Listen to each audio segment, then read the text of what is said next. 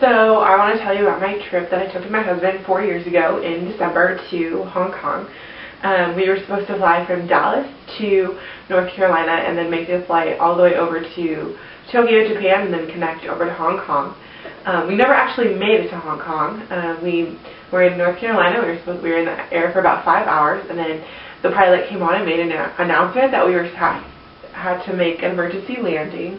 However, this message was in Japanese because it was a Japanese airline, so that was kind of frustrating because I didn't know what they were saying, but no one was freaking out, no one was scared. That was weird.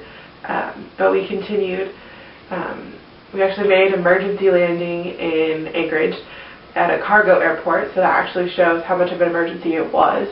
And actually, if we step back a little bit, when we were in North Carolina, all the flight attendants had lined the plane and were lined on either side of the plane like the tarmac and were waving goodbye to us, and that was kind of strange and kind of, I guess, showed what was to come. But anyway, so once we got to Anchorage, we were landing and I noticed all of these fire trucks, ambulances, all these emergency response vehicles lining the runway.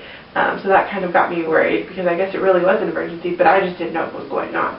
So once we landed, everyone was out of the plane into the airport, and we actually looked back and saw the plane engine on fire, one of the engines on fire. So that was quite alarming, and actually a lot of passengers ended up getting their phones and cameras out and taking video. So that was kind of scary, but I'm glad we were all safe. And so my husband and I actually ended up staying in a hotel in Anchorage. And however, we thought we were going from North Carolina to Tokyo, so we were dressed in light summer clothes because that's the way the weather was over in Tokyo. So it was quite chilly, but we were determined either way to explore Anchorage because we knew that was probably going to be the only time that we were there. So we walked around downtown Anchorage, and there's only about 3 hours of daylight, but so it was really drowsy and dark, but it was fine because it was interesting that they only had 3 hours of sunlight. So we walked around downtown Anchorage, and then the next day we went back to the airport, and we actually saw that the airplane that we were taking from Anchorage to Tokyo was the same plane that we were on yesterday, but they just flown in an engine and fixed it overnight.